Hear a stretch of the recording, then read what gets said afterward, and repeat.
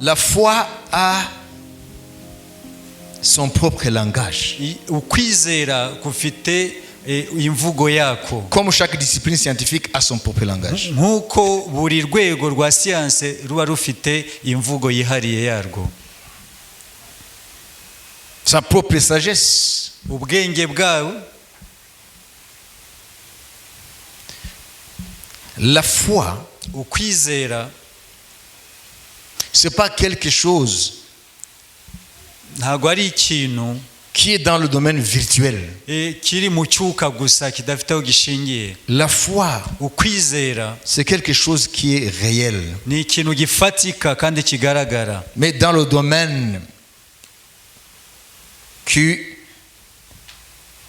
va au-delà du sensible. Ariko bikaba biri mu rwego ruri hejuru rutari muri urwego rw'ibigaragara cyangwa ushobora gukorakoraho.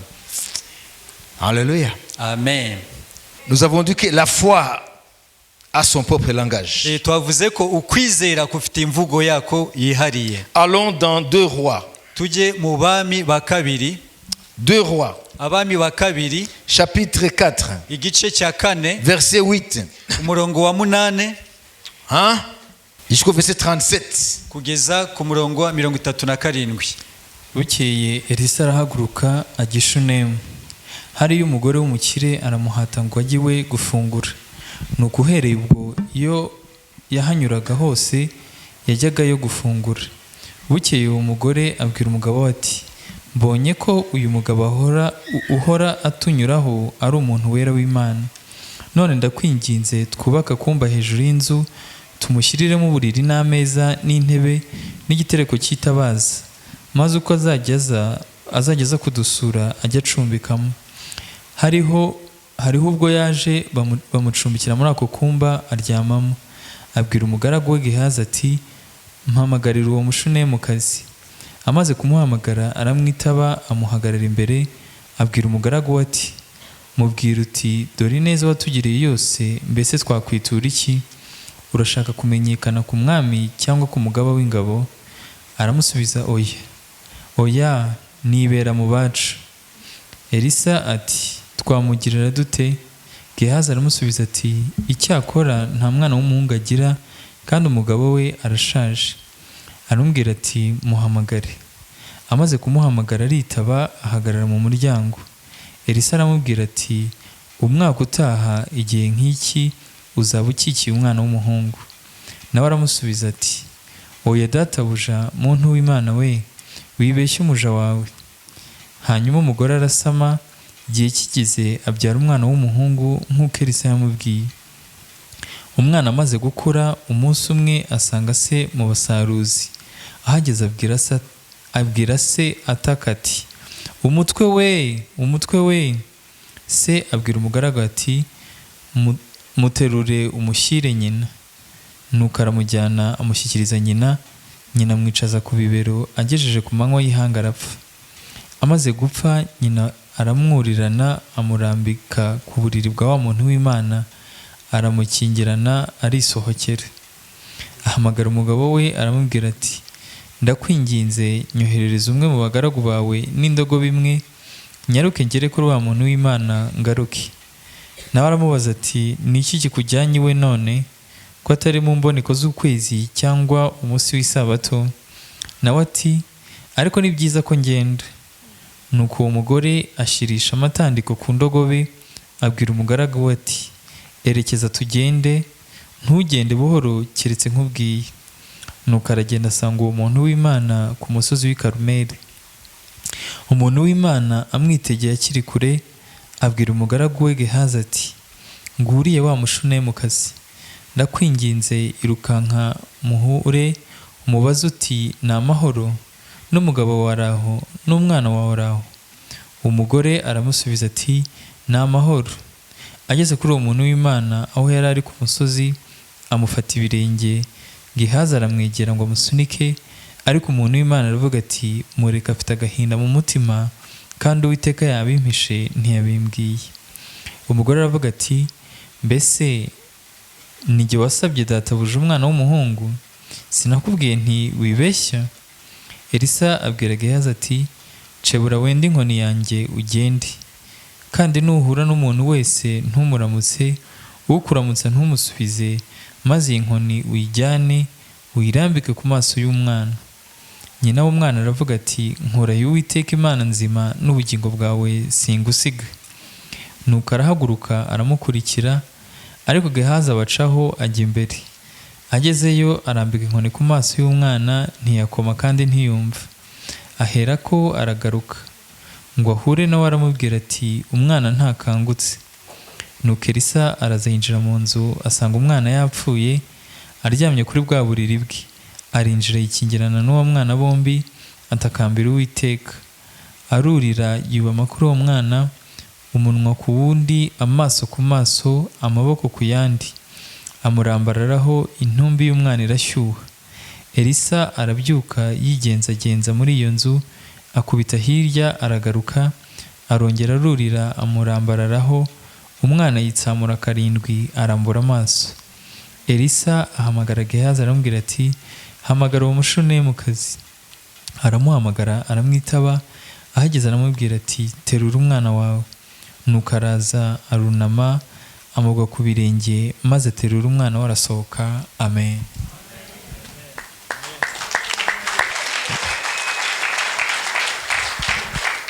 uyu mushunemukazi niwe dushaka kuvugaho mu magambo make. Amen. Na niwe tuza kuboneraho ko ukwizera gufite ururimi rwako. Amen. Kudahuje n'ibindi. Batubwiye iki? Batubwiye ko Elisa yaranyuze mu mujyi witwa Sunem. Ni umujyi uri mu majyaruguru ya Israeli, mu ntara ya Galilaya, ahahoze ari urugabano rwa Isakari. Murazi ko ya miryango 12 ya Israeli bamaze kwambuka, buri muryango bawuhaye gakondo yawo. Irero Sunem rero cyangwa Sunem yari mu rugabano rwa Isakari. Donc Sunem yari mu rugabano bahawe umuryango wa Isakari, hafi y'ikibaya cyitwa Jezreel. Ni kibaya kivugwa muri Bibiliya. Amen. Gifite nicyo kizakora mu gihe kiri imbere, nyuma y'izamuka ry'itorero muri ya ntambara y'isi yose yitwa Armageddon. Sunem ikabiri mu majyaruguru y'umusozi witwa Gilboa. Gilboa murahazi? Niho Sauli na Yonatani mungu we n'undi mungu we baguye. Amen. Hallelujah. Ubwo ni muri Israeli. Hallelujah. Hanyuma uyu mudamu rero yabaga rero muri uyu mujyi witwa Sunem mu Kinyarwanda nka Sunem. Imana ishimwe.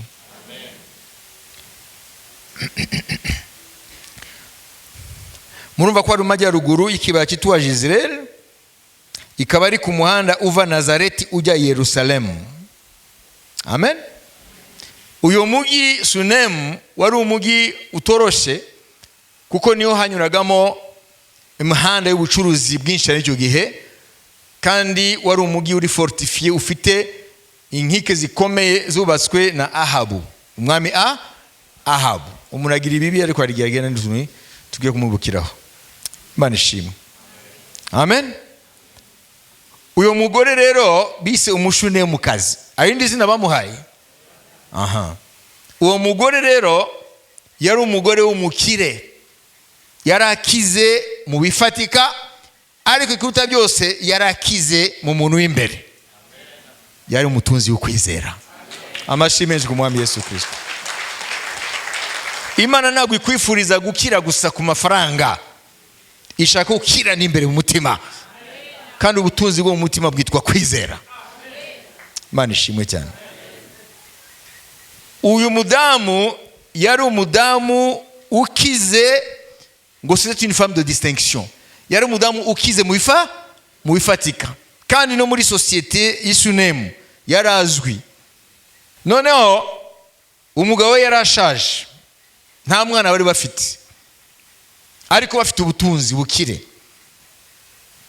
Noneho Elisa mu rugendo rw'umurimo we nk'umuhanuzi, kuko umuhanuzi yaguma agenda muri Isirayeli, ari n'igihe yagenda hakurya ya Isirayeli, hazi imipaka ya Isirayeli, kuko hari ahantu tumubona Elisa yambutse akagera muri Siriya. Noneho ageze Sunemu, uwo mugore abwira umugabo we, ubwo rero yaranyuze hafi y'inzu yabo hari, aravuga ati uriya mugabo ni umuntu w'Imana. Amen. Byaba byiza kuko ahora aza Sunemu, tumubakire kuri etage, inzu hejuru, tumutegurire icyumba kandi tugishiremo ibikenewe, uburiri, ameza, intebe, itabaza, ibintu byose bikenewe kugira ngo icyumba abe comfortable, amere neza. Noneho umugabo arabyemera, imirimo iratangira, bamubakira icyumba cyo hejuru. Amen. Haleluya. Haleluya. Elisa bamaze kumutegurira, wa mushunemukazi amukarabisha mu nzu ye, aramwakira, aravuga ati unyemereye igihe cyose uze muri uyu mugi wa Sunemu, uzaruza urare hano, urukire hano, ufungure hano. Umukozi w'Imana ntigeze yabyanga, yarabyemeye. Amen. Noneho rimwe Elisa baraza umukozi we Gehazi, uyu mugore ko yatugiriye neza, tumuyiki, tumukorera iki? Hanyuma mbere aramuhamagara, hanyuma abaza uwo mugore ati ko watugiriye neza, twawukorera iki? Yosuwa nako Elisa aravuga ngo tukuvugire ku mwami. Urabyumva? Aravuga ati no, ndi mu bacu. Bivuga ngo iyo position ndayifite, ndazwi, n'uwo mwamara aranze. Urabona ko ari umugore w'icyubahiro. Ikibazo cye ntabwo ari ibyubahiro, ntabwo ari n'amafaranga n'ibindi byose. Ikibazo cye nuko nta mwana bari bafite. Noneho agiye, Gehazi abwira shebuja Elisa, tariko nta mwana bafite, n'umugabo yarashaje. Noneho Elisa aravuga ati ongera umuhamagare. Aramuhamagara, amuhamagara amubwira ati mu mwaka utaha umunsi nk'ugiye nk'iki uzawukiki umwana w'umuhungu. Wa mudamu mushunemukazi aravuga reka kubesha umugaragu wawe, yumva ko bidashoboka, atari uko adafite kwizera, nuko ari ikintu kirenze. Aragenda. Mu mwaka utaha nk'uko umuhanuzi yabivuze mu gihe nk'icyo, yari afite umwana w'umuhungu. Amashyi menshi ku mwami Yesu Kristo. Hanyuma amaze kunezerwa umwana, amaze gukura, murumva ko kugira ngo agenda asange se mu mirima yabo, mu famu, yaramaze kuba agasore. Hanyuma ari hari hafi ya se areba abakozi uko bakora, ataka umutwe, ngo umutwe uramubabaza. Wa musaza rero papa we ati abwira abagaragu be ati mumujyane kwa nyina. Bamujyanye kwa nyina, nyina amushyira ku ibero bye, umwana arapfa. Umwana amaze gupfa, aho niho tutangira rero urugendo gukwizera gufite ibyako byihariye, kuko hari ijambo ndi bukosora rero mu Kinyarwanda. Amen. Hanyuma noneho aragenda amuryamika, afata intumbi y'umwana ayiryamika muri cya cyumba cy'umuhanuzi Elisa, arafunga n'urufunguzo kugira ngo n'umugabo we ntagemo. Aramanuka abwira abagaragu be bategure indogobe, bategure ibintu byose kuko vuba. Noneho abwira umugabo we rero ngiye kureba wa muntu w'Imana ku musozi Karumeli. Aravuga ati ko atari mu minsi mikuru runaka, kuko mu minsi mikuru y'Abayuda murumva hari kuba hari impamvu, ugiye gukora iki? Hanyuma hari ijambo hano rero nshaka ko dusubiramo. Amen. Na dusomera hariya udiro hariya kuri 22 na 23. Ahamagara umugabo we aramubwira ati ndakwinginze nyoherereza umwe mu bagaragu bawe n'indogobe imwe, nyaruke ngere kuri wa muntu w'Imana ngaruke. Nawe aramubaza ati ni iki kikujyanye we none, ko atari mu mboneko z'ukwezi cyangwa umunsi w'isabato? Nawe ati ariko ni byiza ko ngenda, amen. ngenda ntabwo irimo. No. Umviriza.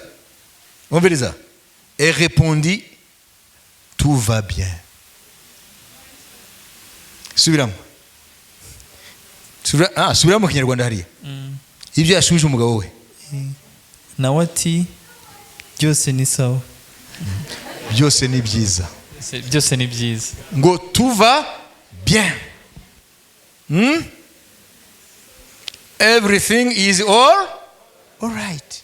Muvuga musubije. Ngo byose ni byiza. Yabusubije iki umugabo we? Umugabo ashaka kumubwira ngo nta mpamvu yo kugenda, kuko umugabo we ntabwo yamubwiye ko umwana yapfuye. Amen. Turaza kubona mu mwanya muto impamvu, ariko aramubwiye ngo byose ni byiza. Murumva iryo jambo? Apana ngo ni byiza ko ngenda, byose ni byiza. Tout va bien. Nashaka kubabaza bendata, umudamu yafushije umwana w'ikinege, abwiye umugabo we ngo tout va bien. Uwo mumva ari bisanzwe? Yaba ari twebwe twari kuba amaboko ari ku mutwe, twarize, abaturanyi baje, amatelefone acicikana, mu telefone abo muri Canada nabo muri Amerika na muri Singapore he hose. Ngo peti wanjye. Siko bimeze? Ariko umudamu abwiye umugabo we ngo tout va bien. Mu bitekerezo namwe nimwishyire mu mwanya w'umubyeyi abuze umwana yabonye uburyo bw'itangaza, none abwiye umugabo we ngo tout va bien.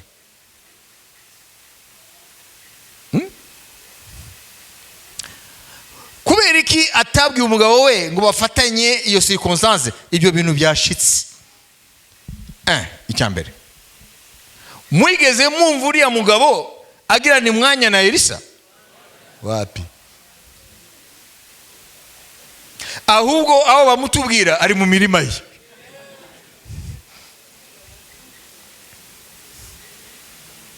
Anamubwiye ko agiye amumugaragu umwe atunganye indogobe, ashira amatandiko agende. Ibyo yamubwiye imvugo yitwa iy'idini, ngo sama sabato simbone kuzi kwezi. Mu ijambo rimwe uriya mugabo yari umunyedini. Mwabibise? Rero umugore yarazi umugabo we, no kwakira uriya mukozi w'Imana ngo mubakire icyumba cyo hejuru ntabwo ari initiative y'umugabo, ni umugore. Nta umugabo nigeze anavuga ati reka profite umuhanuzi w'Imana ari hano, uko Elisa c'était pas n'importe qui, ni umuntu yari arimo ijwi ry'Imana. Ibyo yavuze byabagaho, kandi yarazi ko agira ashaje, atafite umwana, nta muzungura afite. None Elisa ari mu nzu yabo, noneho ntabwo Elisa akinyura imbere yabo, ari mu nzu yabo. Sinigeze mbona uriya musaza avuga ati rero madame, iyi ni occasion à ne pas manquer, reka tumubwire adusengere. Ni ukuvuga ngo uyu mugabo yarazi gusa ko Elisa yaje ari hejuru, nawe yibereye hasi mu byumba bye. Wenda barakubitanaga muri koridoro. Bonjour Élisée, ça va, tu as bien dormi, tu ne te manques de rien, est-ce que le café ça te va? Nibyo gusa baganiraga, muvuga muti bya chini. Piga makofi kwa Yesu Kristo. Ariko umugore we ntabwo ariko yabonaga presence ya Elisa, yabonaga ko muri rya jambo nyine ngo yikoreshwa mu buryo butandukanye, yavuze ati urugo rwacu rwabonekewe. Amashimeje ku mwami Yesu Kristo. Ati ni favor ikomeye mu ngo zose zo muri Susemu, ahantu umuhanuzi w'Imana ari. Uriya mugore mu ijambo rimwe yamuvingaga, yabaga mu yindi dimension uriya mugabo atazi. Uko umugabo yarebaga ubuzima byari bitandukanye n'uko umugore yarebaga ubuzima. None yajya kumubwira ko umwana yapfuye, uriya mugabo amagambo yamuva mu kanwa yaba ari amagambo y'uruca ntege, cyangwa akagera no acumura akayavuga ati ariko se nanjye byantangaza, ajya kuvuga ngo yego ndemera ko umwana nkine yarahanuye turamubona, ariko nawe abimenya. Ntawe ubizi ibyo yari kuvuga. Umugore niwe azi umugabo we, niwe azi impamvu atamubwiye ko umwana yapfuye. Kubera iki? Kuko uwo mwanya ntabwo ari umwanya w'idini, ntabwo ari umwanya w'ibitekerezo bya kimuntu, ni umwanya, amen, wo kuba face à face n'Imana nzima. Icyo umugore yamenye ku musozi Karumeli, uriya mugabo, uriya muntu w'Imana, amen, uriya niwe afite uyu mwanya igisubizo. Nta muntu n'umwe muri situation yanjye nkeneye, uriya niwe afite igisubizo, kuko uriya niwe Imana ituyemo. Nkuko yahanuye umwana avuka akavuka, ashobora no guhanura ati umwana azuka akazuka. Piga amakofi kwa Bwana Yesu Kristo. Aragenda agiye agera mu musozi Karumeli. Elisa arabimenya ko akiri kure, abwira Gehazi ngo genda umusangane umubaze ati na mahoro. Uwiteka ngo yari yamuhishe ko umwana yapfuye. Uwiteka yari yahishe umuhanuzi we ko umwana yapfuye. Hanyuma avuga ati na mahoro. Tugurike vova rwose tugira turangize, don't worry. Okay? Amen. Hallelujah. Umviriza hano rero. Dore ku murongo wa 26 27.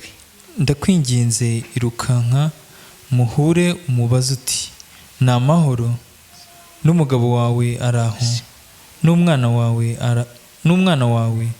Umugore aramusubiza ati ni amahoro. Aha, merci beaucoup. Merci mon frère.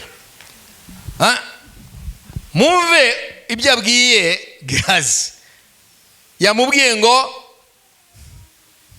mfite umubabaro, wa mwana shobuja yahanuye akavuka yapfuye. Nibyo yavuze? Yavuze ngo na mahoro. Muvuye umudamu ngo nama. Amen. Haleluya. Umugabo yamubwiye ngo tout va bien, hanyuma Gehazi amubwiye ngo bien, na mahoro. Mugore gitangaza. Amen. Ni intwari yo kwizera. Ageze rero kwa Gehazi, kwa Elisa, noneho amubwira rero ukuri. Ko umwana yapfuye. Simvuga ko amagambo baganiriye mwayumvise, ariko amenye ko umwana yapfuye. Elisa abwira Gehazi ati akiri inkoni yanjye, mujye imbere nugerayo ushire ku mwana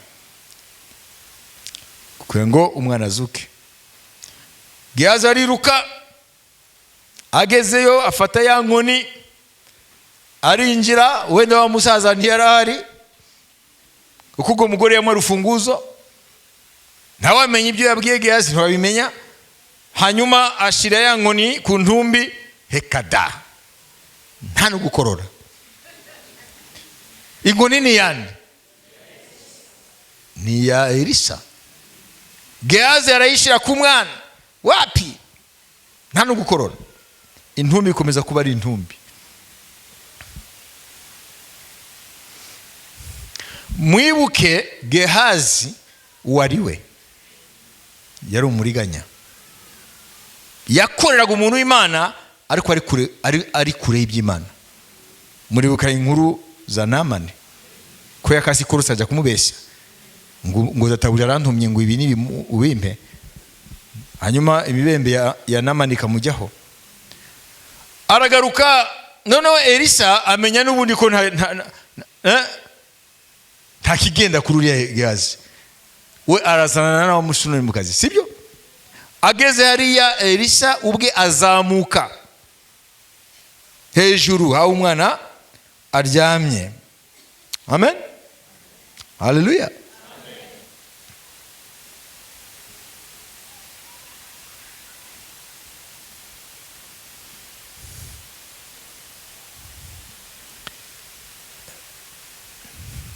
Elisa arigirayo, agera mu cyumba, mumvise uko yabigenje, aryama kuri wa mwana. Amen. Hanyuma umubiri watangira gushuha ariko ntarazuka, akomeza agendagenda mu nzu asenga kugeza aho umwana yaje kwitsamura inshuro 7, Uwiteka aramuzura. Amashyi menshi ku Mwami Yesu Kristo.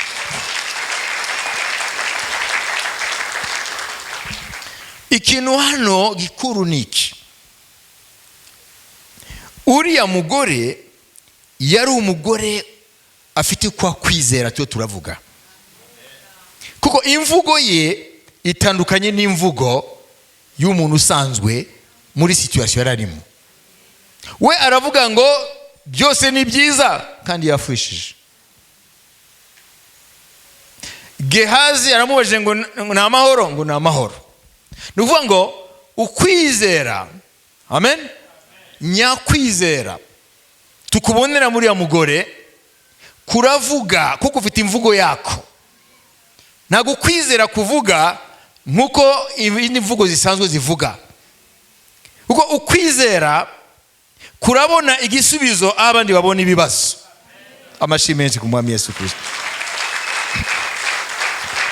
Kwizera kurabona irembo abandi babona urukuta. Kwizera kurabona ubutabazi abandi babona ko byose byarangiye. Ariko ikibazo niki, nuko umuntu ko kwizera gukoreramo yemera gutiza kwizera akanwa ke kugira ngo abariko kwivugira. Amashyi menshi ku Mwami Yesu Kristo. None rero muri magambo make murebe uko Imana yubaha kwizera nkuko. Nyuma igihe kitambutse, Elisa yongeye kubwira wa mudamu.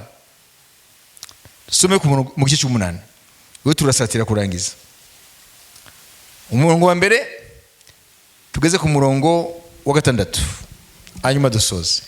Kandi Elisa yari yarabwiye wa mugore yazuriraga umwana ati, hagurukana n'abo mu nzu yawe ugende usuhukire aho uzashobora hose, kuko Uwiteka ategetse ko inzara itera ikazamara imyaka 7 mu gihugu.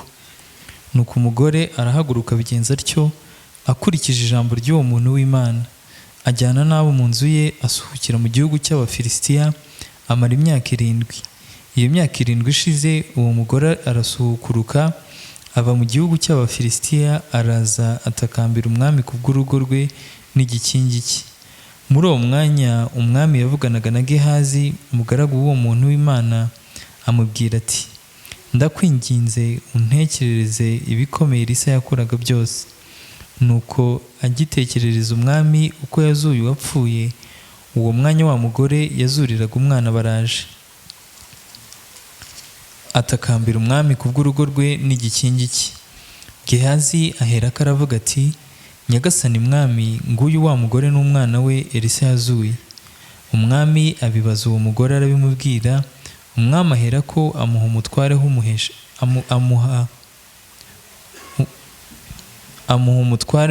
umutwareho w'umuhesha. Aravuga ati, umugarurire ibye byose n'ibyo basaruye mu mirima ye byose, uhereye ku munsi yahaviriye ukageza ubu. Amen. None iyi ni episode yindi mateka y'awo mugore na Elisa n'ibindi bihe. Amen. Noneho Imana ibwira Elisa yuko hagira hatera inzara y'imyaka 7. Mwibuke ibyaha bya Ahabu. Amen. Uyu mwami avuga hano mushobora kumubwira uwo ari we? Murabizi ko Ahabu yari mu gihe cya Eliya. Muzi ko Ahabu yaje gupfa nk'uko Imana yabivuze. Amen. Nago mwibuka ibyo Elisa yabwiye umwami yagiye ku rugamba na Yoshafati n'undi mwami. Aravuga ngo iyo ataba Yoshafati bari bagiye kumusobanuza. Bari mu ngorane, bagiye ku rugamba, babura amazi n'amatungo yabo. Hanyuma bagiye gusobanuza Elisa, aramubwira ngo iyo ataba Yoshafati sinari no kukureba. Ati genda ubaze abanuzi ba nyoko. Mumva rinde? Yoramu umwana wa Ahabu. Mwabyumvise? Amen. Haleluya. Noneho Elisa abwira uwo mugore ati hagurukana nawe mu rugo rwawe ugende aho ushaka uve muri iki gihugu kuko Uwiteka arahamagaye inzara izamara imyaka 7. Wa mugore arumvira kuko arazi imvugo y'umwuka. Haleluya. Arazi ko ari Imana ivuze. Arahagurukana n'umuryango we ajya gusukira mu Bafilisitiya. Imyaka 7 ishize yanzara irahagara nk'uko Imana yabivuze irashira, nawe aragaruka mu gihugu cye. Hageze ajya kureba umwami ngo amusubize ibe ategeke agaruke mu bye. Nawe umwami yari yahamagaye Gehazi umukozi wa Elisa ngo amutekerereze ngo ibyo Elisa yakoze ko yarumvise imirimo Elisa akoreshwa n'Imana.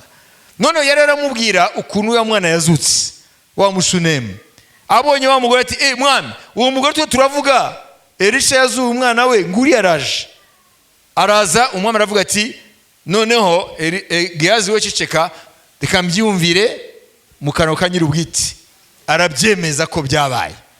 Birashoboka ko na mungu we yaramaze kuba umusore mukuru. Ati nguyu umwami atatega ngo abwira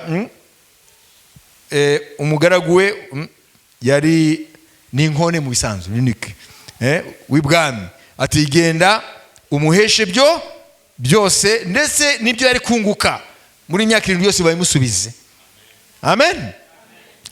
Nukuvuga ko muri Isirayeli igihe inzara yari taratera yenda gutera. Amen. Haleluya. Imana yarebye muri Isirayeli harimo abantu benshi, ariko Imana yitamo uriya mugore ngo Imana imukize icyo gihe cy'inzara. Kubera iki Imana yabwiye uriya mugore ikamwishyurira iryo banga? Kandi mu gihugu hari benshi cyane, n'Ishunemu hari abantu benshi, kandi mumvise ko idini ntago byari ribuze. Kubera ko ukwizera kuriya mugore kwakoze ku mutima w'Imana.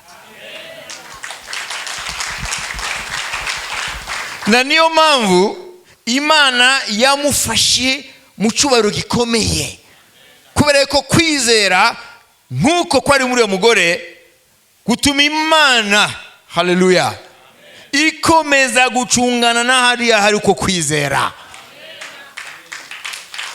Kwizera niko gutuma umuntu aba hafi y'umutima w'Imana. Ariko ntabwo ari kwizera ko kose, ni ukwizera nk'uko, haleluya, tushaka kuvuga mu kurangiza. Imvugo y'ukwizera ni imvugo irema imirimo irenze ibisobanuro bya kimuntu.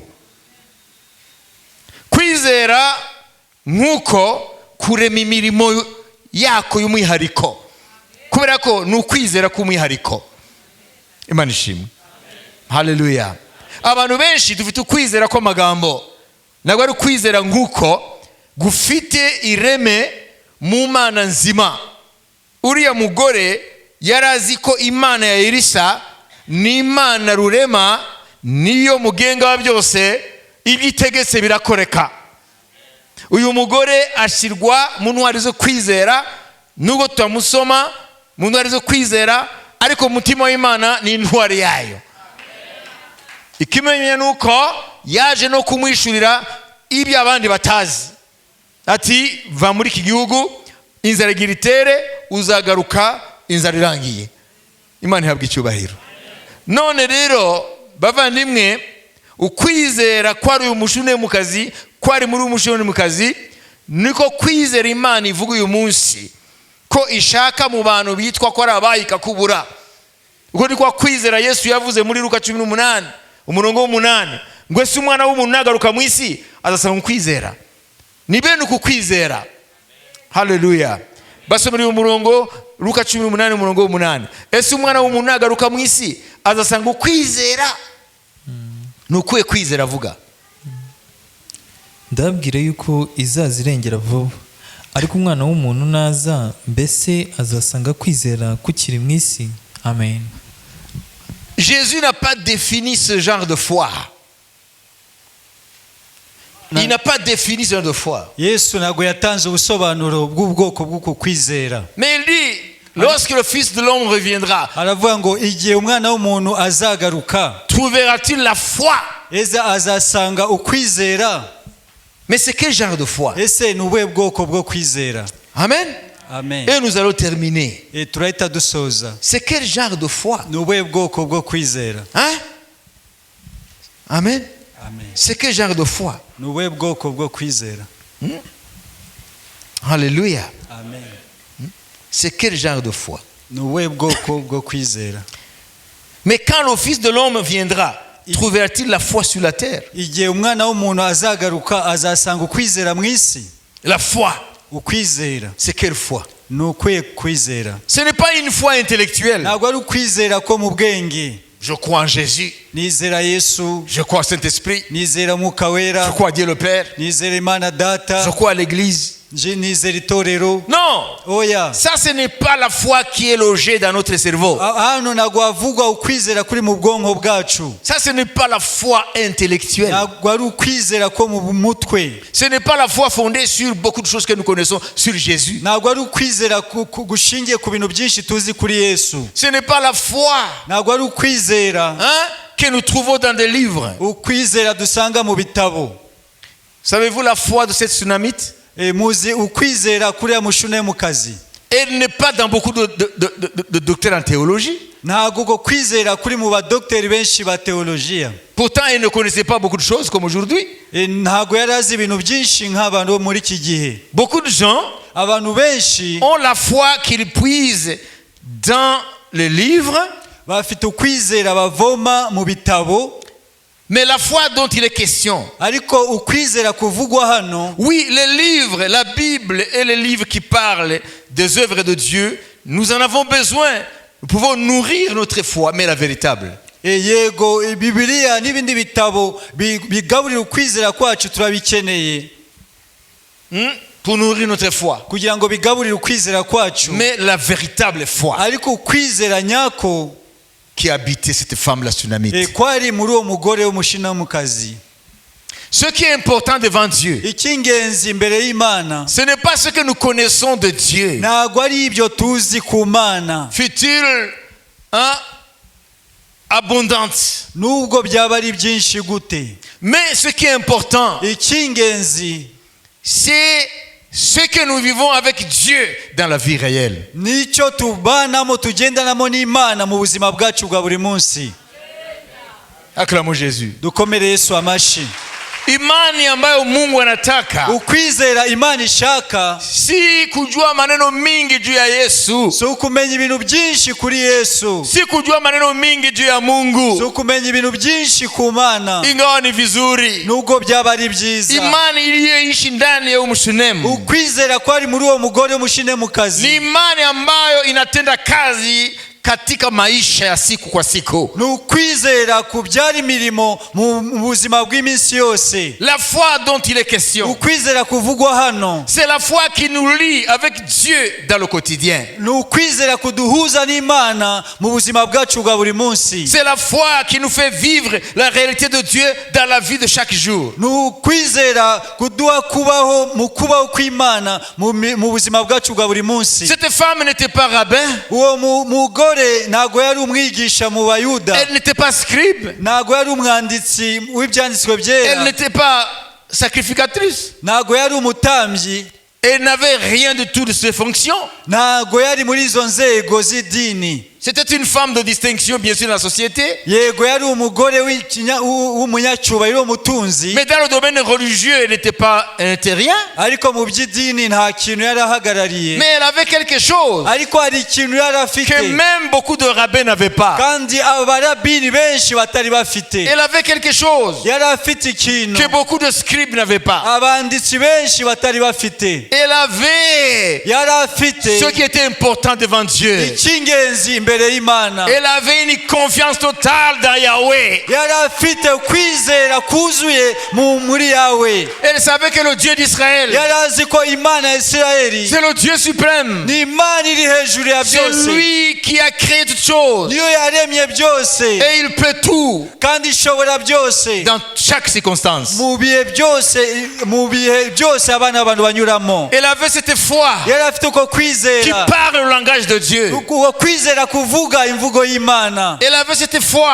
yari afite uko qui kwizera parle le langage de Dieu. kuvuga imvugo y'Imana. Elle avait cette foi yari afite uko kwizera qui croit en l'impossible. kwizera ibidashoboka. Elle avait cette foi yari afite uko qui kwizera obéissait kumvira à chaque fois que Dieu dit. igihe cyose Imana ivuze. Alléluia. Amen. Elle avait cette foi. yari afite uko kwizera, Elle était une battante dans le domaine de la foi. yari indwanyi mu bijyanye no kwizera. Et elle ne pouvait résister devant aucun obstacle. ntabwo yashobora guhagarara imbere bimwitambitse imbere. Oui, mon enfant est mort. yego umwana wanjye yapfuye. Oui, je vois son cadavre. yego ndabona intumbi ye. Mais je connais la source ariko nzi isoko, qui l'a fait venir dans ce monde. isoko yatumye aza mu isi. Oui, je vois le cadavre. yego ndabona intumbi, Mais je sais une chose. ariko nzi ikintu Le kimwe. Dieu d'Élisée, Imana ya Elisha c'est le Dieu de la résurrection. ni Imana izura abapfuye. Le Dieu d'Élisée, Imana ya Elisha c'est le Dieu qui appelle les choses qui ne sont point comme si elles étaient. Imana ihamagara ibitariyo nk'ibiro bigaseruka. Oui, je vois le cadavre. yego ndabona intumbi, Mais je sais que le Dieu, cet homme, ariko nzi Imana y'uriya mugabo, cet homme Élisée, uriya mugabo Elisha, sa parole est créatrice. ijambo rye rirarema. Oui, je veux le voir yego ngiye kumureba sur le mont Carmel. ku musozi wa Et Karumeli, je sais que mon enfant va revivre. nzi ko umwana wanjye ari buzuke. C'est une foi ni ukwizera qui fait taire gucecekesha nos idées.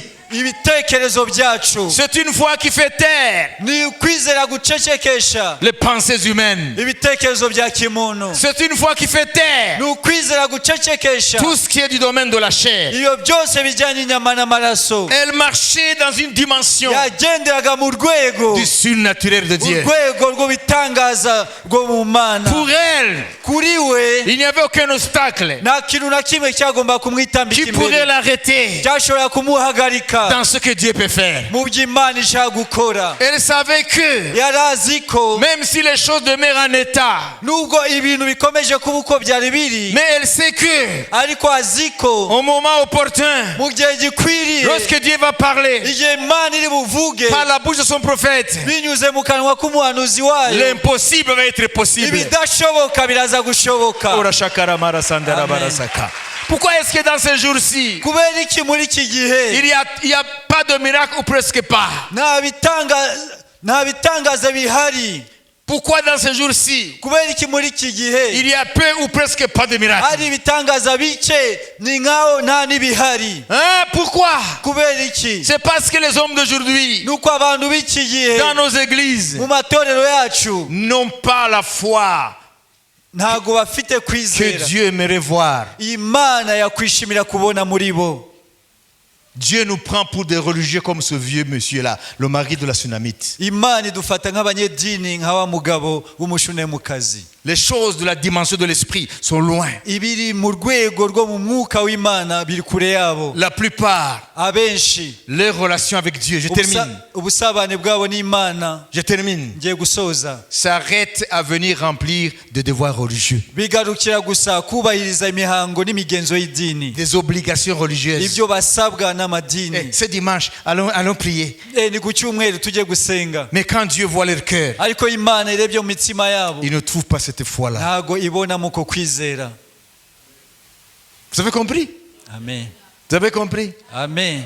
Alors aujourd'hui, Dieu nous appelle Rero uyu munsi Imana de iraduhamagara changer de camp. kugira ngo duhindure inkambi turimo, igice turimo, Quittons le camp de ce vieux monsieur, le mari de la Sunamite. tuve mu ruhande rwa musaza w'umugabo w'umushunemukazi, Mais venons dans le camp de la Sunamite. tuze mu ruhande rw'umushunemukazi. Kuna yule mzee bwana yule mshunemu Ari uriya musaza, uriya mugabo w'umushunemukazi alikuwa anatii maamuri ya dini kama wewe, yumviraga amabwiriza imihango n'imigenzo y'idini nk'uko nawe uyumvira. alikuwa anatii sabato, Yubahirizaga sabato, alikuwa anatii ibada yubahirizaga amateraniro kama wewe, nk'uko nawe uyubahiriza, lakini ndani yake ariko muri we hakuwa na imani kama ya mke nta wake. kwizera yari afite nk'umugore we. Na ukiangalia Kandi witegereje Biblia, ukareba muri Biblia, isipokuwa mahali alizungumza na mke wake ili wampokee Elisha, na wakati alimuuliza unakwenda wapi na haiko siku ya sabato, si vile? Hakuna mahali pengine Roho Mtakatifu alimtaja. uretse cya gihe yaganiraga n'umugore we kugira ngo bategure icyumba cya Elisha, n'igihe umugore we yamubazaga, umugabo yamubazaga ese ugiye he, igihe umwana we yapfaga, na umwuka wera nta handi yavuze uwo mugabo. Wakati Mungu amemwambia yule mke, Igihe Imana yabwiye umugore, ondoka na familia yako, genda n'umuryango wawe, utazame nchi ambayo utakwenda, urebe igihugu uri bujyemo, kwa sababu Bwana analeta njaa miaka 7. kuko Imana yateje inzara y'imyaka 7. Analeta njaa, anakwenda kuleta njaa. Imana igiye kuzana guteza inzara y'imyaka 7, baadaye utarudi. maze nyuma y'iyo myaka 7 uzagaruke. Wewe hujiulizi, Ese we nago wibaza, ule mama ndiye kichwa ya nyumba? ese uwo mugore niwe mutwe w'urugo? Ulisikia kama wamemtaja yule bwana? Ese arawumvishe bavuga uwo mugabo ngo wowe n'urugo rwawe? Nuvuga ngo uriya mugabo atizera, nubwo afite idini nk'iryawe, Imana imubara nk'ibintu byo mu nzu.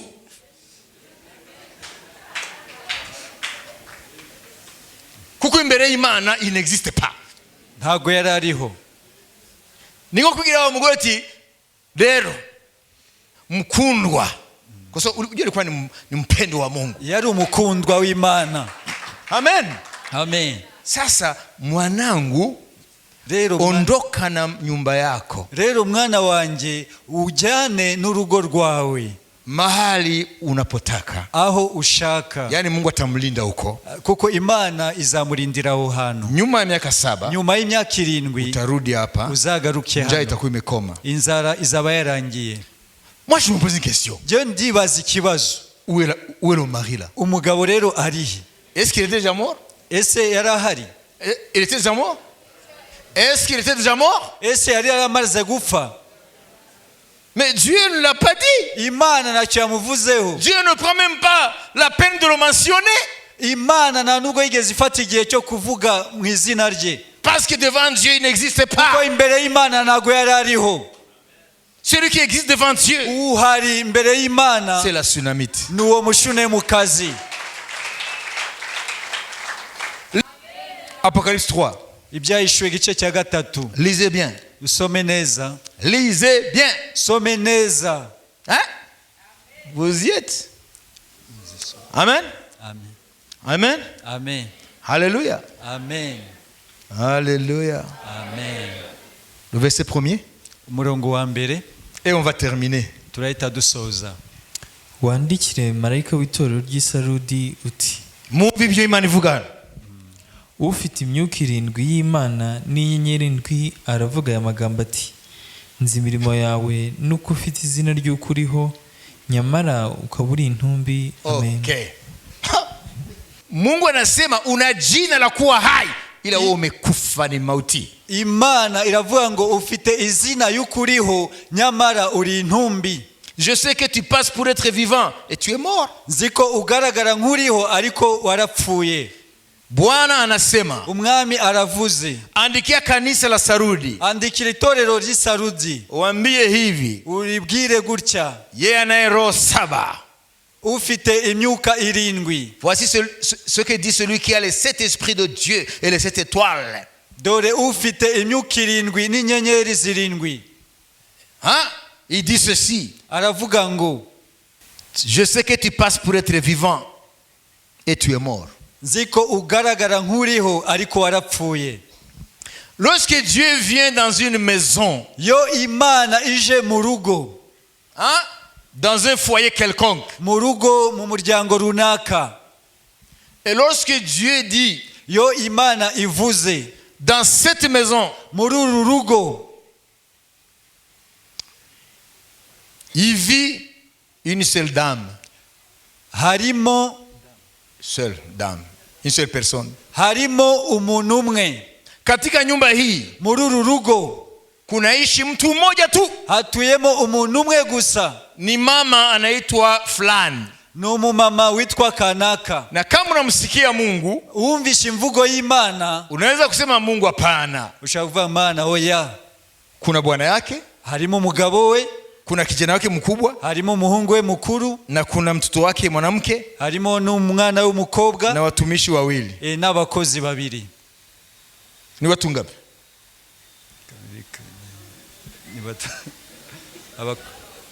Mungu mukobwa Watu 5. 5. Sasa Mungu anasema ndani ya nyumba hii kuna mtu mmoja. Imana ikavuga muri uru rugo harimo umuntu umwe. Unasikia? Mungu alikuwa anasema nini? Ese Imana ibiri kuvuga iki? Yani yule mtu mmoja, ni ukuvuga ngo uwo muntu umwe ndio mtu Mungu anahesabu kuwa yuko hai. niwe muntu Imana ibara ko ari muzima. Wengine wote, abandi bose wana majina ya kuwa hai, bafite amazina yuko bariho, ila mbele za Mungu ariko imbere y'Imana wamekufa, barapfuye. Mungu hahesabu kama ulimwengu una miliari 9 leo. Imana nagwibara yuko kwisi hatuyemo miliyari 9. Mungu anahesabu wale ambao wamesimama mbele zake kama yule Mshunemu. Imana ibara babandi bahagaze imbere yayo nk'uyu Mushunemu kazi. Wengine wana majina ya kuwa hai ila wamekufa. Abandi bafite amazina yuko bariho ariko barapfuye. Lazima uelewe neno nilisema. Rero ukwiriye kumenya ijambo navuze. Imani ina lugha yake. Ukwizera kufite imvugo yako. Imani ina lugha ya Mungu. Ukwizera kufite imvugo y'Imana. Mungu anasema ndani ya nyumba ile kuna mtu mmoja tu. Imana nivuga ngo muri urwo rugo harimo umuntu umwe. Lakini ukiangalia kuna watu 5. Ariko wareba harimo abantu 5. Ila Mungu anasema kuna mtu mmoja. Ariko Imana ikavuga ngo harimo umuntu umwe. Na ndio maana katika nyumba ya Mshunemu, niyo mpamvu mu rugo rw'Umushunemu kazi, yule bwana Mungu amhesabu. Uriya mugabo Imana ntabwo yamubaraga. Ana dini tu. We afite dini gusa. Hana imani inamuunganisha na Mungu. Na kwizera kumuhuza n'Imana yarafite. Acha nimalizie kwa hii. Reka nsoreze kuri iki. Kumbuka neno hili. Wibuke ili jambo. Limeandikiwa kanisa la Sarudi. Ryandikiwe itorero ry'Isarudi. Kuna wale wana majina ya kuwa hai, abo bafite amazina yuko bariho, lakini mbele zangu mimi Bwana wamekufa. Ariko imbere yanje ngewe Imana barapfuye. Yule Mshunemu, uwo Mushunemu kazi, sikia nikwambie, wumve nkubwire, alikuwa na imani yari afite ukwizera ya kimungu, ukwizera k'ubumana. Yani anasema yavuga, anasema mambo yote ni sawa, igihe cyose yavuga ngo ibintu bimeze neza, lakini yuko katika msiba, amepoteza mtu kandi ari mu kiriyo, yapfushije umwana. Est-ce que vous n'avez pas, vous ne pouvez pas établir une liaison entre ce qu'il a dit et ce que Jésus a dit aux disciples avant de ressusciter Lazare? Ese nago mwabihuza nibyo yavuze, nibyo Yesu yavuze mbere ko azura Lazaro? Jésus n'a jamais dit que Lazare est mort. Yesu nigeze avuga ko Lazaro yapfuye. Il a dit, il dort. yaravuze ngo arasinziriye Nous allons le réveiller. turajya kumukangura. C'est ça le langage de Dieu. niyo mvugo y'Imana Et c'est le langage qui était dans la bouche de la Sunamite. kandi niyo mvugo yari mu kanwa k'umushunemukazi. La foi a son propre langage. ukwizera gufite imvugo yako. Elle dit, tout va bien. aravuga ngo byose bimeze neza, Alors que humainement parlant, ça ne va pas. kandi mu buryo bwa kimuntu ntabwo byagendaga. Elle a dit, comme Dieu dit, yavuze nk'uko Imana ivuga, tout va bien. byose bimeze neza. Parce qu'elle savait, kuko yari azi sur le mont Carmel, ku musozi wa il Karumeli y a un homme qui est là. hari umugabo uriyo. Lorsqu'il va le trouver, igihe nahura nawe, son Dieu Imana ye va transformer. iraza guhindura Le sang ne va pas, ibyo bitagenda, tout va bien. abihindure ko byose bigenda neza. Amen. Maintenant même, ako kanya, maintenant que je parle, ubu ndi kuvuga, à cet instant même, muri uyu mwanya nyine, non plus sur le mont Carmel, ubu noneho ntabwo turi ku musozi wa Karumeli, sur le mont Sion, ku musozi wa Siyoni se tient un homme. hahagaze umugabo. Où se trouve le mont Sion? Où se trouve le mont Sion? umusozi wa Siyoni uri hehe, ubarizwa he? Il y a le mont Sion en Israël, hari umusozi wa Siyoni muri Isirayeli, là où se trouve la ville de Jérusalem, hari umurwa wa Jérusalem Est. Yerusalemu y'iburasirazuba. Vous comprenez? Amen. Vous comprenez? Amen. Et il y a aussi Sion céleste. hari na Siyoni yo mu ijuru. Hébreux 12, nous nous sommes approchés non pas du mont Sinaï de ce monde, mais du mont Sion au ciel, là où se trouve Dieu lui-même. Alléluia. mu Baheburayo 12 Jésus et les autres. aratubwira ngo ntabwo twegereye umusozi wa Sinayi, ahubwo twegereye mu ijuru ku musozi wa Siyoni. Mais comprenez le langage de la Bible. mukwiriye gusobanukirwa imvugo ya Bibiliya. Écoutez-moi. Vous vous êtes approchés de la montagne de Sion, 22, 12, 22. Vous vous êtes approchés de la montagne de Sion, de la cité du Dieu vivant, la Jérusalem céleste, des myriades qui forment le cœur des anges. Tu arrives jusqu'au verset 24 et on va terminer. ahubwo mwegereye umusozi wa Siyoni n'ururembo rw'Imana ihoraho, ari rwo Yerusalemu yo mu ijuru, kandi mwegereye iteraniro ry'abamarayika batabarika n'itorero ry'abana b'imfura banditswe mu ijuru, mwegereye n'Imana umucamanza wa bose n'imyuka y'abakiranutsi batunganijwe rwose, mwegereye na Yesu umuhuza w'isezerano rishya, mwegereye n'amaraso aminjagirwa avuga ibyiza kurusha Abeli. Amen. Amen. Le verset 1er du chapitre 14 de l'Apocalypse va nous dire maintenant quel est cet homme qui est sur le mont Sion maintenant. umurongo wa mbere igice cya 14 ibyahishuwe haratwereka uyu mugabo uri kuri uwo musozi wa Siyoni. nuko ngiye kubona mbona umwana w'intama ahagaze ku musozi wa Siyoni, ahagararanye n'abantu agahumbi n'inzovu enye n'ibihumbi 4 bafite izina rye n'izina rya se yanditswe mu ruhanga rwabo. Amen. Uwo mwana w'intama ni mumuzi? Izina rye ni Yesu. ngo ahagaze he? ku musozi wa Siyoni. Uriya mushune mukazi aravuga ati ningera ku musozi Karumeli uriya mugabo ndi wasange. Haleluya. Arahindura. Amen. Arahindura ibitagenda none ahantu kuvuga kubura umwana wanjye, arabahindura ibigenda. Kandi niko byabaye. None uyu mwanya ntabwo ari Elisa tugiye kureba, ntabwo ari ku musozi Karumeli wo muri Isirayeli. Mu mwuka tugiye kugera ku musozi Siyoni. Amen. Ku musozi Siyoni muri uyu mwanya ahagaze umugabo aruta Elisa. Amen. Izina rye ni Yesu Kristo. Amen. Il va changer ton ça ne va pas à tout va bien. araza guhindura ibyo bitagenda abihindure ngo byose bimeze neza. Il y a un homme sur le mont Sion. hari umugabo ku musozi wa Siyoni. Il s'appelle Jésus-Christ. yitwa Yesu Kristo. Il veut changer arashaka guhindura le ça ne va pas qui est dans ta vie. ibyo bitagenda mu buzima bwawe Ah, tout va bien. byose bigende neza. Il veut changer de ténèbres en lumière. araza guhindura umwijima w'umucyo. Il veut changer l'impossible en possible. araza guhindura ibidashoboka ibishoboka, Il veut changer ta prison en liberté. araza guhindura gereza yawe umudendezo, Il veut toucher ton corps malade et lui donner la santé. araza guhindura burwayi ugira amagara meza, Il veut toucher ton compte en banque et le rendre bien garni. arashaka gukora kuri konti yawe muri banki iri mu busa ayuzuze, Il veut entrer dans la danse maintenant. arashaka kwinjira, Il veut entrer dans le jeu. arashaka kwinjira mu mukino, Il veut entrer dans le jeu. arashaka kwinjira mu mukino, Il va parler seulement araza kuvuga gusa un seul mot de sa bouche. ijambo rimwe gusa mu kanwa ke, Et l'enfant mort dans ta vie va ressusciter. umwana wapfuye mu buzima bwawe araza kuzuka, Un seul mot de sa bouche. ijambo rimwe gusa mu kanwa ke, Ton sang ne va pas. ibyo bitagenda Il va le transformer en tout va bien. araza kubihindura byose bimeze neza. Jesus is able. Yesu arashoboye, One word from his mouth ijambo rimwe mu kanwa ke can change the whole life. rishobora guhindura ubuzima bwose, One word from the mouth of Jesus ijambo rimwe mu kanwa ka Yesu can change any situation. rishobora guhindura ibihe byose. Jesus is able. Yesu arashoboye, He is able arashoboye to break every chain. guca iminyururu yose. My Jesus Yesu wanje is stronger enough. arafite imbaraga He is ziruta- stronger enough afite imbaraga zishoboye byose, to change afite imbaraga zihagije your heart. zo guhindura umutima wawe. Jesus Christ Yesu Kristo is able. arashoboye. Hallelujah. Amen. Hallelujah. Amen. To touch ashobora gukora your hopeless situation.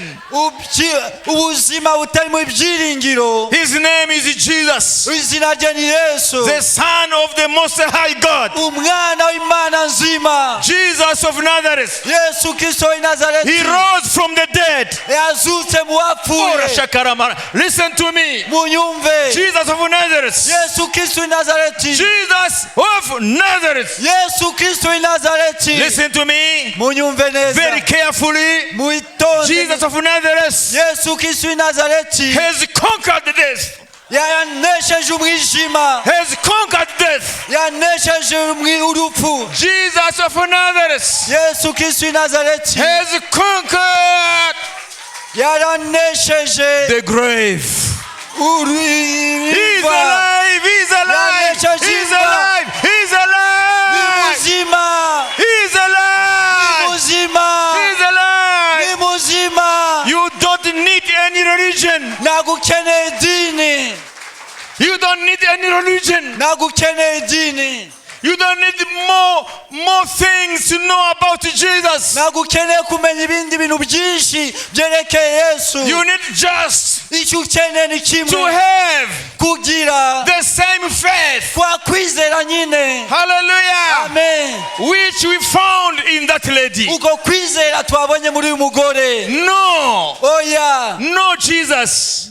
Ah, No yes. Jesus. na Yesu, menya Know Yesu, very well your God. menya Imana yawe neza, No. menya Jesus. Yesu Who is icyo his ari power. imbaraga ze. Hallelujah. Amen. Hallelujah. Amen. Hallelujah. Amen. Hallelujah. Amen. This is your time. Iki ni igihe This is cyawe, your hour. uyu ni umwanya wawe. Hallelujah. Amen. To move Kugenda in genda, another level. ukagenda winjiye mu rundi rwego, More step indi ntambwe in your life mu buzima bwawe. towards Jesus. Umenye Yesu, He's standing right now ibyo Yesu ari gukora nonaha in heaven. mu ijuru, And Jesus kandi Yesu is watching us ari kutureba, from Zion, ari kutureba, ari from Siyoni, Mount ku Zion, musozi wa Siyoni, from Mount Zion. uva ku musozi wa Siyoni. Jesus is watching you. Yesu ari kukureba. Hallelujah. Amen. In your struggle, Mu byo uri kunyuramo bikugoye, while you are struggling with many problems, ibyo uri kurwana n'ibintu byinshi, Jesus is watching you. Yesu ari kukureba. Just believe. Wowe icyo usabwa ni Just ukwizera, believe. bizere gusa, And you will see his glory. kandi urabona ubwiza bwe, You will see his glory. uraza kubona ubwiza bwe. Wandugu, mbele ya kuomba, mbere yuko dusenga Mungu ana huzuni sana Imana irababara cyane inapoona watu wanajaa makanisani. yo ibona abantu buzuye mu matorero. Hakuna imani kama hiyo. Nta kwizera bafite nk'uku nguku. Mungu anawashika kama ule mzee ule. Imana ibafata nk'aba musaza. Wana dini tu. N'abanyedini gusa. But a living faith. Ariko kwizera kuzima hawana. Ntako bafite. Imani iliyo hai. Ukwizera gufite ubuzima hawana. Ntako bafite. Imani ya ule mama. Ukwizera kuriya mu mama haikuonekana katika mambo madogo. Ntago byagaragaye mu bintu biri tunakwenda kuomba. Si kusema kama nyumba yake ilibomoka. Si ukuvuga ngo inzu ye yasenyutse. Ama bwana yake amefukuzwa kazi. Cyangwa umugabo we ngo bamwirukanye ku kazi. Hiyo ndio challenge yake. Nico kibazo yari kunyuramo. Imani yake ilionekana. Kwizera kwe kwagaragaye. Katika hali kubwa ya majaribu. Mu bibazo mu kigeragezo cyo hejuru. Amekosa mtoto mmoja ambaye alikuwa amepata. Yapfushije umwana umwe w'ikinege yarafite. Lakini alisema ariko aravuga ngo mambo ni sawa. Byose bimeze neza. Kabla hajafufuka. Mbere yuko azuka. Amesema mambo ni sawa. Aravuga ngo byose bimeze neza. Lakini sisi ariko twebwe tunasema tu. Tuvuga amagambo. Unajua?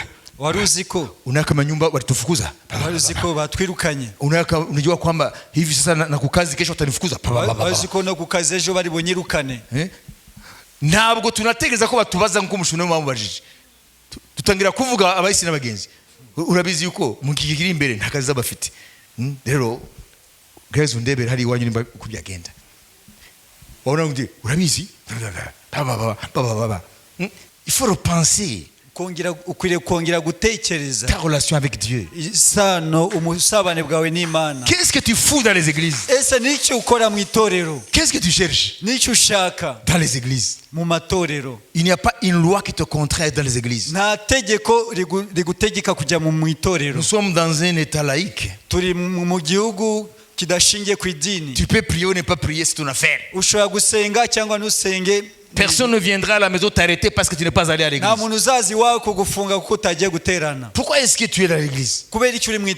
Si ce n'est pas connaître ce Dieu et vivre avec lui dans le quotidien. Amen. Aujourd'hui tu dois choisir. Aller dans les églises, mais avec le Dieu vivant.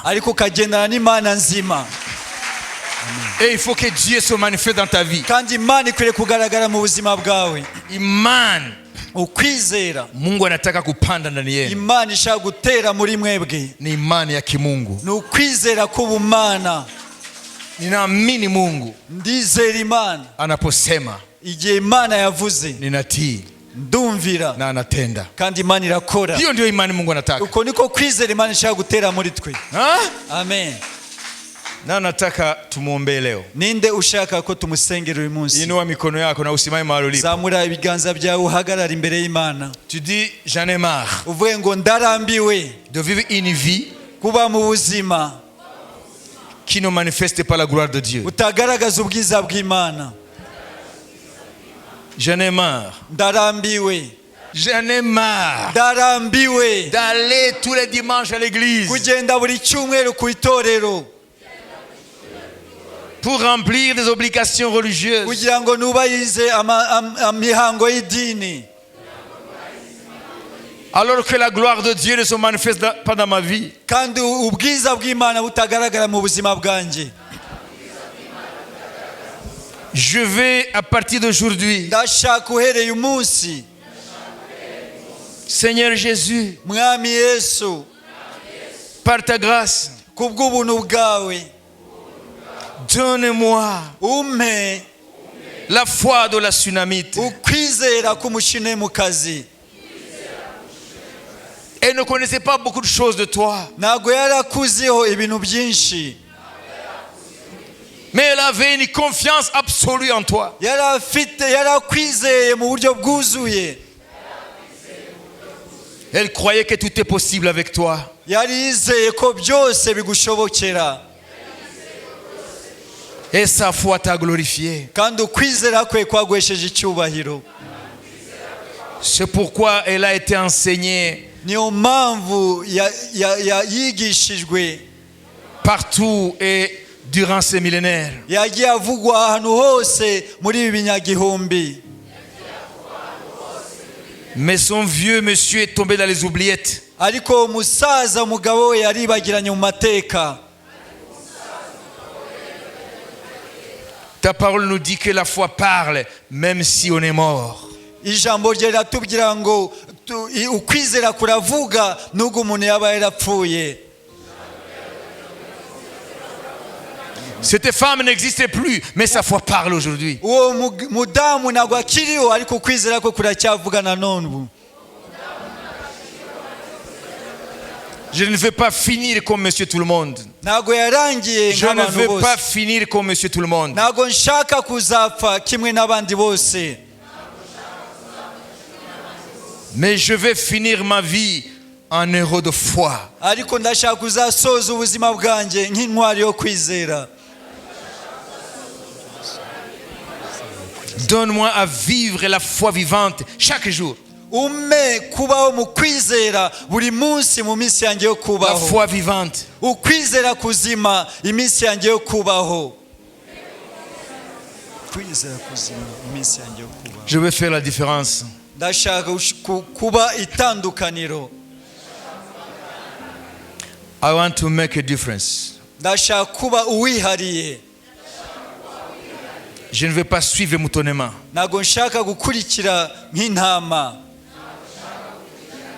Sinshaka kuzajya mu itorero ubuhumyi. J'ai compris ce qui t'intéresse. Nasobanukiwe igigushishikaza. Tu veux voir dans l'homme, dans son cœur, une foi vivante, une confiance absolue en toi. Kuko ubushaka kureba mu mutima w'umuntu ukwizera kuzima kukwiringiye wese.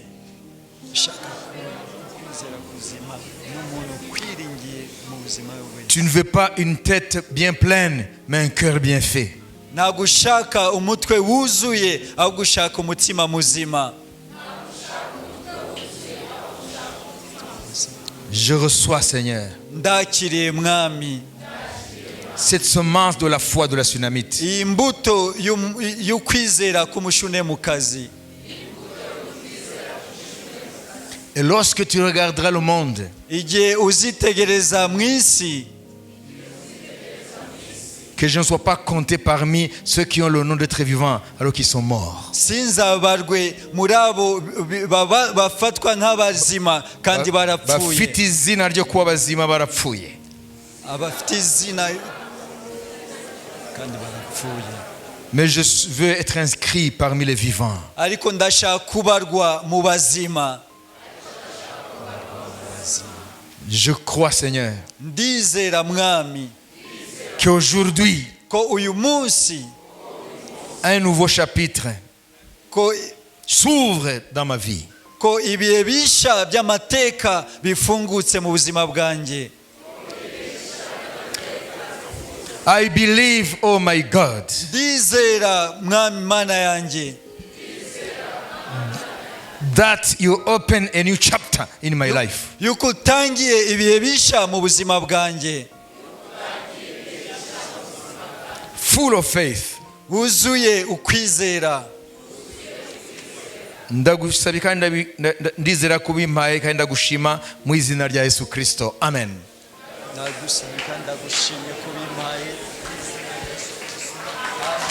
Amen, amen.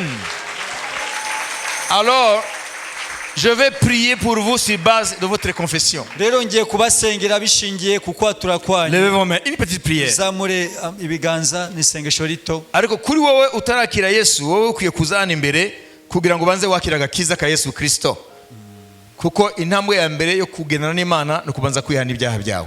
Ukaza hano imbere tukagusengera ukakira agakiza ka Yesu Kristo. Aho niho Imana ishobora gutangira kugufata ngaho ushobora gutangira kugendana nawe. Imana ishimwe umuvandimwe ngwino wakire Yesu Kristo nk'umwami n'umukiza wawe. Niyo ntambwe ya mbere yo kugendana n'Imana, niyo kwihana. Mu gihe dusengeye iteraniro, nawe waba uhari ukaba udafite Yesu muzima mu mutima wawe, uraza gutera intambwe uze hano imbere. Zamura amaboko yawe. Amen. Muri minsi turabasirimu ntabwo tworohera kwihana. Muri mubizi ibyo? Twarasirimutse. C'est ça le problème. il y a moins de repentance aujourd'hui hariho kwihana gukeya muri iki gihe parce que les gens sont devenus trop endurcis devant Dieu. kuko abantu muri iki gihe barinangiye cyane imbere y'Imana. Même ceux qui sont rétrogrades, Nabo basubiye inyuma ils ne veulent pas se repentir. ntabwo bashaka kwihana. Alors le jour viendra où Dieu va mettre tout en nu. Rero igihe kizageraho Imana izatwikurura byose, Et c'est là où les gens seront confus. niho abantu bazakorwa n'isoni. Si tu es rétrograde, Niba warasubiye inyuma, ne t'installe pas dans cette situation. ntugume muri ubwo buryo, ubwo buzima urimo. Il faut te repentir Ukwiriye kwihana et reprendre ukongera le chemin de la foi. ugakomeza inzira yo kwizera. Tu ne peux pas être béni dans le péché. Ntabwo ushobora guhabwa umugisha mu Ça byaha, n'existe pas. ntabwo bibaho. Dieu dit il n'y a point de péché pour les méchants, de paix pour les méchants. Imana iravuga ngo nta mahoro y'umunyabyaha. Alors, moi je vais prier pour celui qui a prié. Rero ngiye gusengera abo Levez vos bose mains. batuye. Ce que je vous promets, Icyo mbasezeranya, la foi en Christ, ukwizera muri Kristo elle est puissante. ufite imbaraga. Elle agit. Hein? Si ça n'était pas ainsi, je ne serais pas ici. Iyo itaza kuba kwizera ntabwo nari kuba ndi hano. La foi en Christ, Ukwizera muri Kristo, la véritable, ukwizera nyako elle est plus puissante ufite imbaraga kurusha que n'importe quelle épreuve, ibigeragezo byose umuntu yanyuramo, que n'importe quelle force. kurusha imbaraga zose. Hein? Ne bâtissez pas votre vie, hein, sur la confiance que vous avez en vous-même, ni dans les hommes qui vous entourent. Ntabwo mukwiriye kubakira ibyiringiro byanyu kuri mwe cyangwa ku bantu babakikije. Ça, c'est du sable mouvant. Ibyo ni ku musenyi utumurwa n'umuyaga. Les hommes sont changeants, les situations changent. Abantu barahinduka Et les situations changent. Et les situations changent. kandi n'ibihe birahinduka. Il faut bâtir sur le roc. Ukwiriye kubakira ku rutare. Jésus, c'est le roc, Yesu ni urutare, le rocher du siècle. ni urutare rw'ibihe. Alors, je vais prier pour toi. Rero ngiye kubasengera. Lève vos mains. Muzamure ibiganza. Alléluia. Amen. Kabisa unataka kuachana na huo Ukristo wa fake. Rwose ukwiriye gutandukana na buriya bukristo butari bwo. Bwo kumesa umwenda ukaza ku cyumweru. Mais tu n'as rien à démontrer ni à qui que ce soit. Nta kintu cyo kwigaragaza imbere y'umuntu ari we wese. Tu veux vivre une vie dynamique avec Ukwiriye Jésus. kuba mu buzima butaguma hamwe muri Yesu Kristo. Amen. Amen. Tu n'auras plus peur de quoi que ce soit. Nta kintu na kimwe uzatinya. Tu seras comme la Sunamite. Uzamera nk'umushunemukazi. Devant les difficultés de la vie, Imbere y'ibibazo by'ubuzima, tu diras tout va bien. igihe cyose uzavuga ngo byose bimeze neza. Et tu verras, Kandi uzabona Jésus va les transformer Yesu azabihindura selon ta confession. nk'uko wabyatuye. Faut pas dire oh, ça ne va pas. Non, non. Il faut changer maintenant. Nukwiriye kuvuga ngo we ntago bigenda, nta kigenda. Ukwiriye guhindura uhereye umunsi. Tu dois parler le langage de la foi. Ukwiriye kuvuga imvugo yo kwizera. Mes yeux voient que ça ne va pas. Amaso yanjye arabona ko nta kigenda, Mais mon cœur dit dans la foi, ariko umutima wanjye uravuga mu kwizera tout va bien. byose biragenda neza. Lève les mains, lève les mains. Kazamura ibiganza. Au nom de Jésus, Mu izina rya Yesu, je te présente, Père, Data ndakumurikiye cette assemblée. iri teraniro. Tu connais chaque individu. Uzi buri muntu wese, Tu connais tout un chacun. uzi buri wese, Les voies de chacun. inzira za buri wese, Les peurs de chacun. ubwoba bwa buri wese, Les difficultés dans lesquelles il se trouve. ibibazo n'ibihe ari kunyuramo, Quand il se réjouit, quand il est attristé. igihe anezerewe n'ibihe ababaye.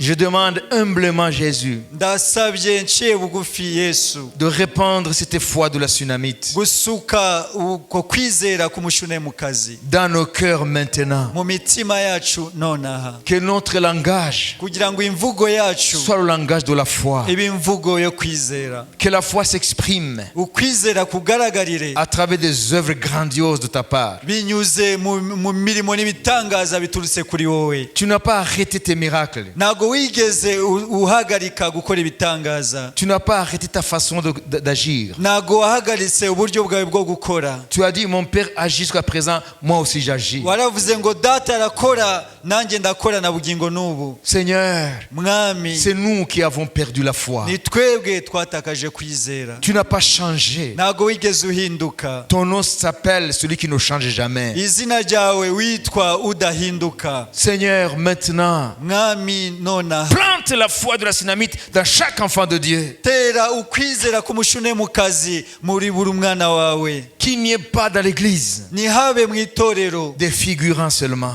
abantu b'indorerezi gusa, mais que chaque personne ahubwo buri muntu entre wese dans cette dimension de foi, yinjire muri urwo rwego rwo kwizera, là où il est, là où il vit, aho ari, aho là où il atuye, travaille, là où il étudie. aho akora, aho yiga. Que les gens savent, Abantu bamenye, qu'ils sachent qu'il y a quelqu'un, bamenye ko hari umuntu, quelqu'un ko hari umukobwa cyangwa umugabo qui incarne les réalités du Dieu vivant.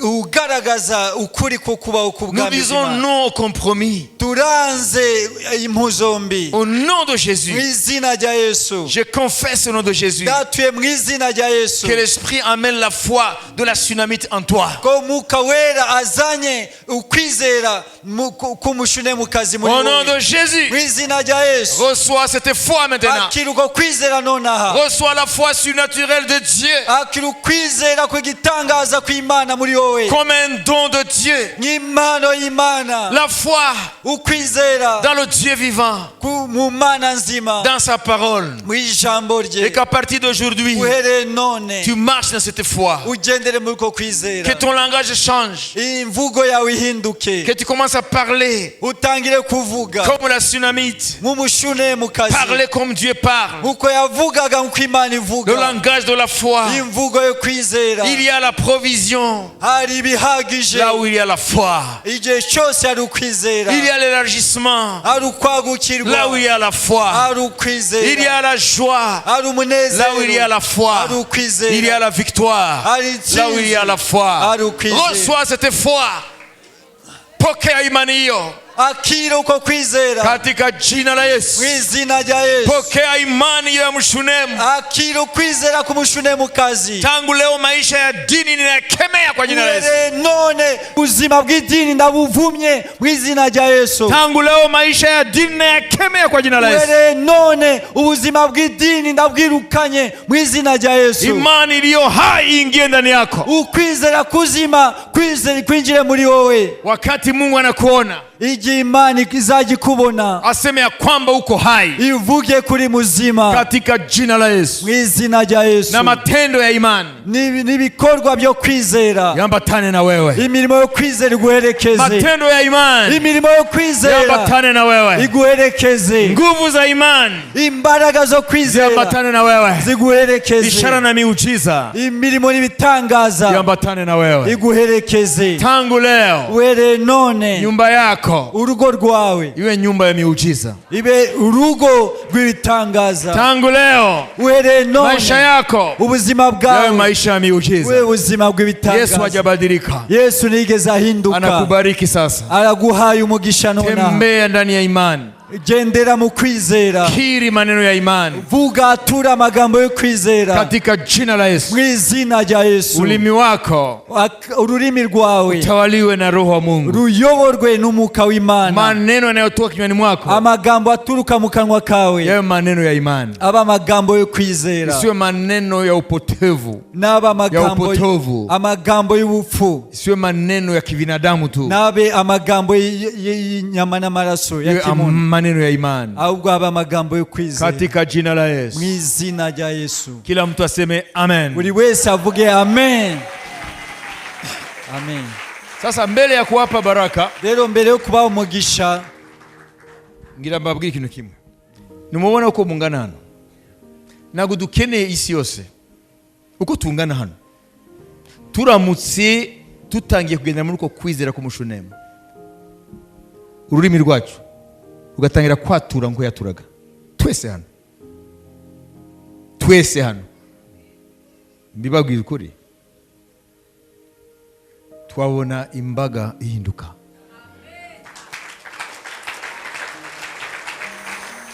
Ce qui freine les miracles de Dieu, c'est notre bouche. Ce qui freine les miracles de Dieu, c'est notre bouche. ikihagarika ibuza ibitangaza by'Imana ni akanwa kacu. Ce que tu dis. Ibyo tuvuga. Amen. Amen. Regarde tes paroles. Reba amagambo uvuga. C'est des paroles minables. Ni amagambo Mais y'intege. avant que je prie, maintenant c'est changé. Ni mbere yuko dusenga ubu ngubu byahindutse. Tu parles comment? Wese uvuga gute? C'est un langage négatif. Ni amagambo mabi gusa y'urucyantege. Toi-même, Wowe ubwawe tu ne confesses pas sur ta personne des grandes choses. nta nubwo wiyaturaho amagambo ahambaye. Tu es dicté par l'intellect. Wowe uyoborwa n'ibitekerezo byawe. Ses yeux nous mentent. Aya maso aradushuka. La tsunami, tu voyais le cadavre Umushunemukazi we yarebaga intumbi avec les yeux. n'amaso, Mais les yeux de la foi, ariko amaso yo kwizera il voyait son enfant encore vivant. yabonaga umwana we akiri muzima. Alors toi, tu vois quoi? Rero wowe ureba iki? Tu vois le boulot, ça ne va pas. Ukareba akazi nta kigenda, Les études, elles ne vont pas finir. amashuri À la sinzayarangiza, maison, on est pauvre. mu rugo turi abakene, Les choses vont mal. ibintu biragenda nabi, Mais là, on échoue, là, on échoue. hariya turatsindwa, hariya On ne tugatsindwa. sait même pas si on a de quoi boucler le mois. Sinzi niba tuzanabona n'ibituma dusoza ukwezi. C'est ça qui nous habite. Ibyo nibyo bituye muri Mon twe. business ne va pas tenir un mois. Ubucuruzi bwanjye ntabwo buzamara ukwezi. Donc c'est ça qui nous habite. Nibyo bituye muri twe. Comprenez? Et ça nous habite. Hein? Noneho uko biduturamo, Et ça colonise notre langue. noneho bitwara ururimi rwacu bikaburuyobora, Ça chasse les miracles. noneho bikahita byirukana ibitangaza, Et nous sommes embrigadés dans ce cercle de misère. noneho tugahambirwa muri urwo ruhererekane rw'ubukene. Et tu vis dans une spirale de la mesquinerie. Ukaba ahantu ufungiranye mu butindi. Ariko uyu munsi ndabihambiye mu izina rya Yesu. Amen. Wowe nuhura n'uriya tubiziranyeho, wowe nuhura n'uriya uzajya umubwira amagambo y'umusunemu. Niwumva ko mwene data akazi kahagaze, murari icyo dukora muri iyi minsi, niba nta buryarya tujya kurirana nawe, tujya kumufasha kurira nk'inshuti za Yobu. Mais agis dans l'état d'esprit contraire. Ariko ukwiriye gukora mu kinyuranyo kibi harimo. Mbwire mu izina rya Yesu byose ni sawa. Amen. Mu izina rya Yesu nakiratakara. Amaza kubona ibyo Yesu akora. Uza kubona ko iyo situation atayimara mu gihe kirekire. Imana irafungura izindi nzira. Amen. Ariko nitubwira n'amagambo gusa, urahizi byakitse, urazi kanaka nakamambira gifite, ake kashobotse, urazi ibyo nibyo biduhambira mu butindi n'ubukene n'amafuti n'ibiti byose n'ibitini n'ibinyagwa. Turabivuye mu izina rya Yesu. Amen. Amen. Ntago nzemera kugendera muri uwo mwuka jewe. Je suis un prince. Ndegikomangoma. Vous êtes des princes et des princesses.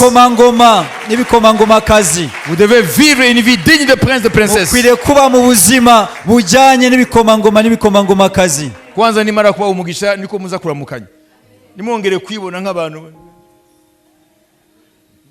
Nidufatanye kurira.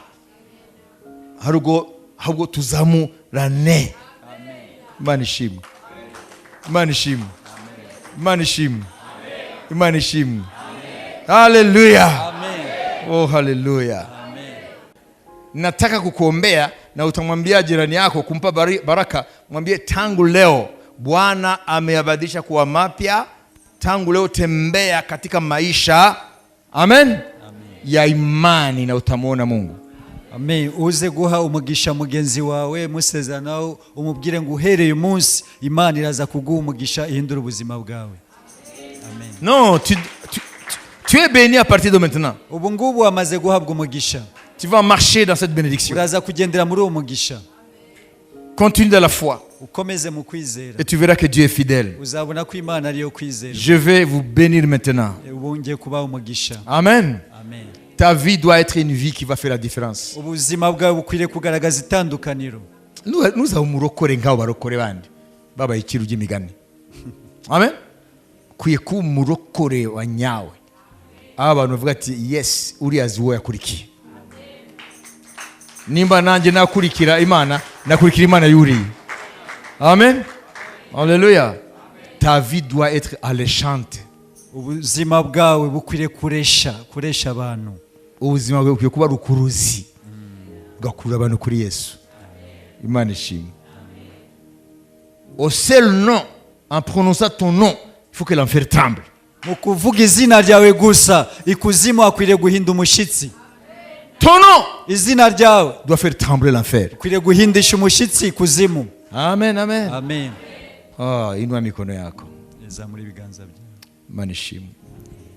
Ubuntu bw'umwami wacu Yesu Kristo n'urukundo rw'Imana no gusabana n'Umwuka Wera bijyana twese. Amen. Amen. None mwese Imana yabaye ukwizera k'umushune mu kazi, sibyo? Amen. None urebe mugenzi wawe umubwira uti rero gendera muri uko kwizera. Amen. Amuha umugisha.